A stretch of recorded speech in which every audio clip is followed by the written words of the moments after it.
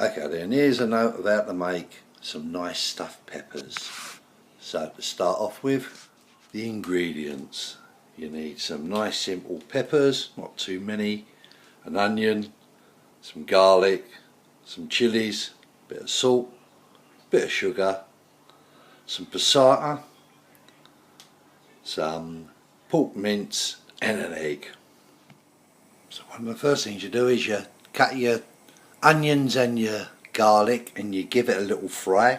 That way it will soften it for people who like their onions and garlic a little bit softer in the meatballs. Don't do anything special at this stage, just fry them off for a couple of minutes, as I say, until the onion is translucent. Now while that's going on, get your pork mince and an egg and just put them into a bowl, nice and simple, ready for everything else to be added.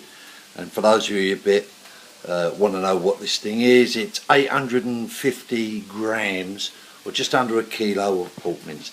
Oh, and I forgot, you also need another vital ingredient, paprika. The onions and the garlic has been simmering away now for just a couple of minutes. As you can see, it's just getting translucent. So what I want to do is turn it off and then tip it into the bowl and start mixing.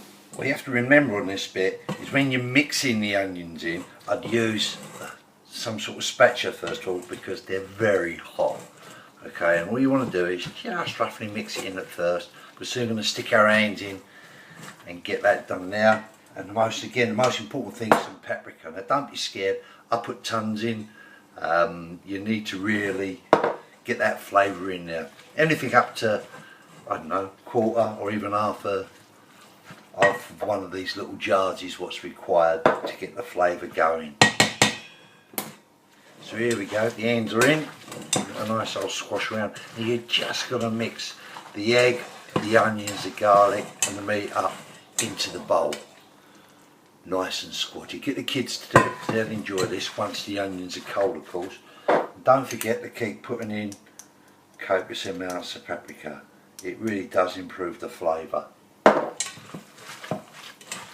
Okay, and that's going to take you a good 2 or 3 minutes. You'll think it's all mixed in, but keep going, because the more you do it, the more it'll actually get a little bit firmer.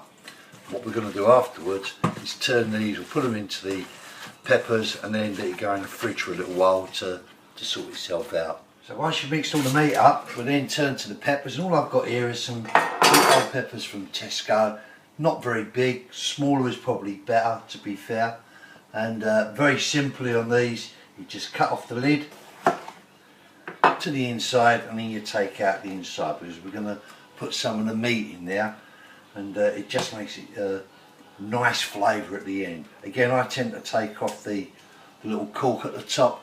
Ain't going to do no harm either way, but that's where you're going to put the meat in, and then you can put that on top. If you're lucky, it will stay there. If not, it'll just mulch into the juice we're going to make and give it that little bit of pepper flavour. So the next thing is to start stuffing these peppers, and very simply, you get the meat out, you fry it in top and then push it in. The more meat you can get in there, the less you have to fanny around with doing the meatballs, and the meatballs just take time and they're just annoying, even though the flavour's brilliant. So that's how you do that part. I was just trying to work how much this whole meal cost. I think the mince was about £3. Passatas were about a couple of quid, so I don't know, 6. These were only £1, so 7. So this meal, which will probably feed at least 4 to 6 people, will cost you certainly less than a tenner, probably less than £8. So good value for money as well. Typical of the Hungarians, and typical how we've adapted this to an English version of it. I think they call it fusion, don't they? So once that's done, you make the meatballs, and that's really easy. You just get a little bit of meat in your hand, you roll it round, nice and gently. Once you've got it into a ball, just stick it on your tray. So you take a little bit more, small amount, in your hand, roll it around. And this is why you want your mixture to be a little bit firm rather than liquid. So you get a nice little ball like that, and put it on your plate. Carry on until all the meat is gone. So there you got it, a little tray full of stuffed peppers and some meatballs, and all I'm going to do now is go and put this in the fridge and leave it in there whilst I just sort out the next part that requires doing, which of course is going to be the sauce. So first off, put in the passata. There's one nice big baby there.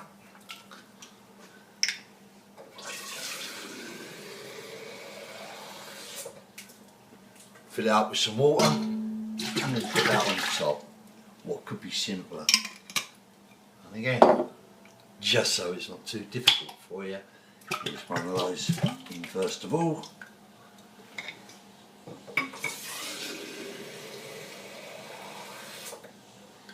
Fill it up with water and put it in. Then comes another very important part, okay? Turn the cooker on, otherwise it won't cook. As I said to you, for us and for this sort of mix, we'd like a couple of these in. Is there any need for it? I don't know. My dad always put salt in it, so I will. Then we do equal amounts of sugar, and again for us this works because it's how we've liked it. You make your own mind up how much you want to put in. Throw in your chillies.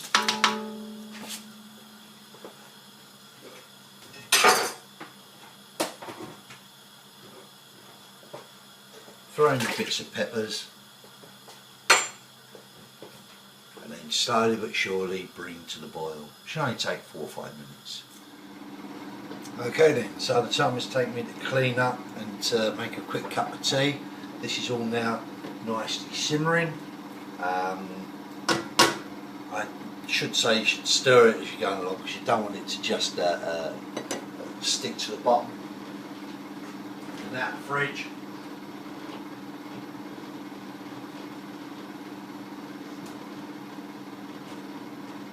We take all the meatballs and the peppers, and now comes the job of just dropping these things gently into it. Be careful because obviously it will splash. So, there we go. Says he nearly dropped me 1 inch straight away. Nice and gently. Put it in there. I wouldn't have the kids around when you're doing this, to be fair. And then put your meatballs in so that they're all covered by the sauce, ready to cook. What I tend to do is do this the day before we're going to eat it. I'll be quiet on this, me and Karen will probably have some tonight. The idea is the longer it cooks the better it tastes, the more flavour in it. You can have it with almost anything you want, but I've got a feeling, and I know what me and Karen like again, we'll be having this with some shredded Savoy cabbage or something similar tonight. And that's it people. Lid on, leave to simmer. Probably leave it to simmer for slowly simmer for another hour and then turn it off. Bob's your uncle. And there you have it, the final item itself, stuffed peppers. Well, our version of stuffed peppers. Hope you enjoy it. Cheers.